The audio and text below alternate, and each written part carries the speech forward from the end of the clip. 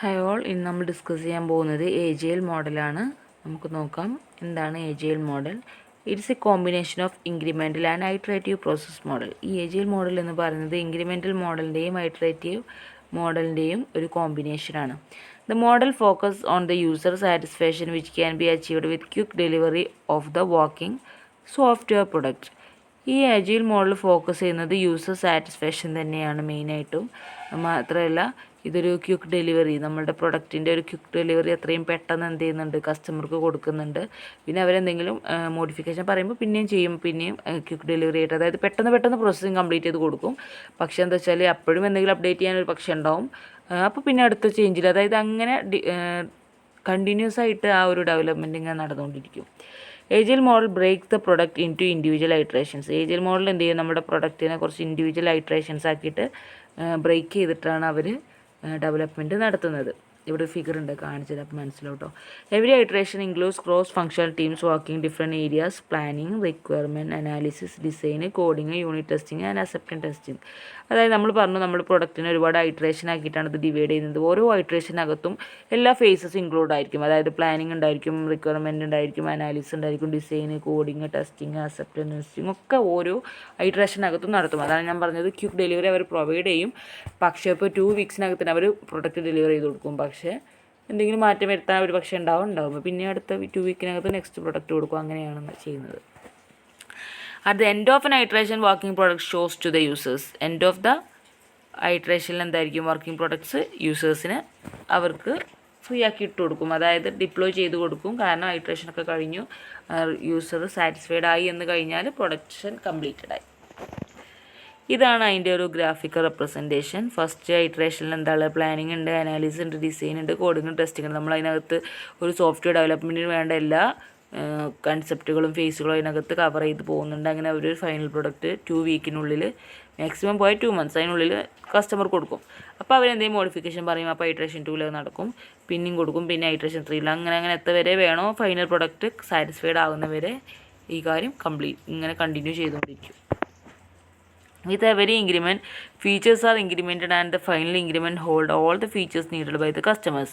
നമ്മൾ പറഞ്ഞു, ഈ ഒരു Agile മോഡൽ എന്ന് പറഞ്ഞത് ഇൻക്രിമെൻ്റൽ മോഡലിൻ്റെയും അതേപോലെ ഐട്രേഷൻ മോഡലിൻ്റെയും കൂടി കോമ്പിനേഷനാണ്. സോ ഇൻക്രിമെൻ്റലിൻ്റെ മോഡലിൻ്റെ പ്രത്യേകത ഇവിടെ എന്താണെന്ന് വെച്ചാൽ, നമ്മൾ ഐട്രേഷൻ 1, 2, 3 ആണ് അങ്ങനെ ഇൻക്രിമെൻ്റ് ചെയ്ത് ഇതിനകത്ത് പോകും.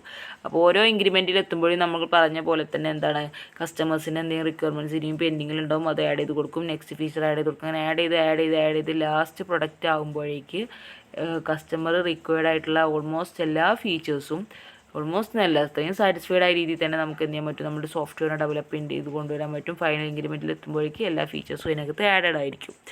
The iteration in Agile process are shorter in duration which can vary from 2 weeks to 2 months.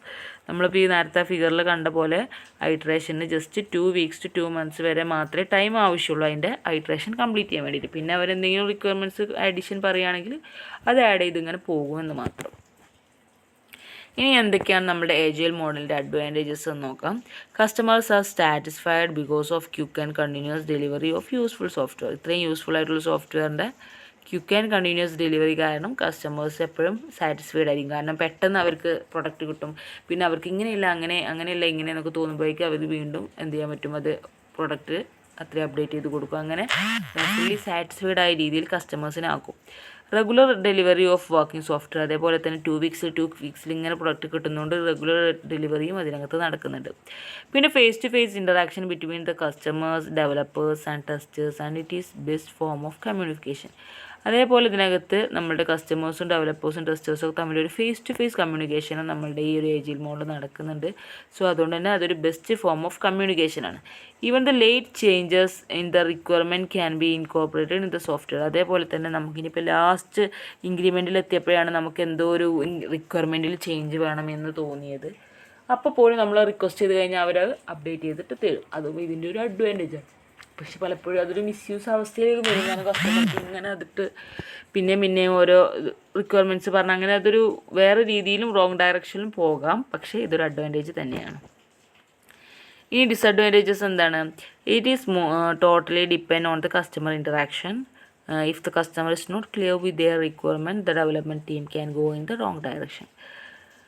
ഇത് കംപ്ലീറ്റ്ലി അല്ലെങ്കിൽ ടോട്ടലി ഡിപ്പെൻഡ് ചെയ്യുന്നത് കസ്റ്റമർ ഇൻട്രാക്ഷനാണ്. കസ്റ്റമർ ഇങ്ങനെയാണ് റിക്വയർമെൻറ്റ്, അങ്ങനെയാണ് റിക്വയർമെൻറ്റ് എന്ന് പറയുന്നതിനനുസരിച്ചായിരിക്കും കാര്യങ്ങൾ മുന്നോട്ട് പോകുക. അപ്പോൾ ഈ കസ്റ്റമർക്ക് തന്നെ വ്യക്തമായിട്ടൊരു ധാരണ വേണം റിക്വയർമെൻറ്റ്സിനെ കുറിച്ച്.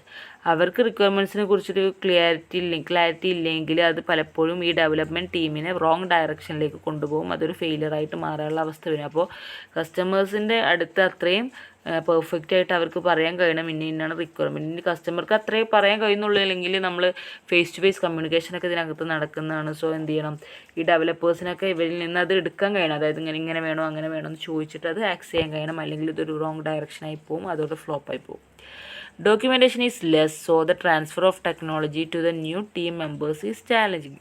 ഇതിനകത്ത് ഡോക്യുമെൻറ്റേഷൻ കാര്യമായിട്ട് ഇല്ല, ഇമ്പോർട്ടൻസ് ഇല്ല. അതുകൊണ്ട് തന്നെ നമ്മളിപ്പോൾ ടെക്നോളജി അല്ലെങ്കിൽ ഈ ഒരു ഡെവലപ്മെൻറ്റ് അല്ലെങ്കിൽ ഈ ഒരു പ്രൊജക്റ്റ് നമ്മൾ വേറൊരു ടീം മെമ്പേഴ്സിന് പാസ് ചെയ്ത് കൊടുക്കുകയാണെങ്കിൽ അതൊരു ചാലഞ്ചിങ് ആയിരിക്കും. കാരണം നമുക്കറിയാം, ഒരാളിൽ നിന്ന് മറ്റൊരാൾക്ക് പാസ് ചെയ്യുമ്പോൾ ഡോക്യുമെൻറ്റേഷൻ വെച്ചൊക്കെയാണ് അവരത് കവർ ചെയ്ത് പോകുന്നത്. ഇവിടെ ഡോക്യുമെൻറ്റേഷൻ അത്ര ഇമ്പോർട്ടൻസ് കൊടുക്കാത്തതുകൊണ്ട് അങ്ങനെ ഡിസഡ്വാൻറ്റേജസും വരാനുണ്ട്. സോ ഇത്രയാണ് ഏജൈൽ മോഡലിനെ കുറിച്ച് പറയാനുള്ളത്. Okay, thank you.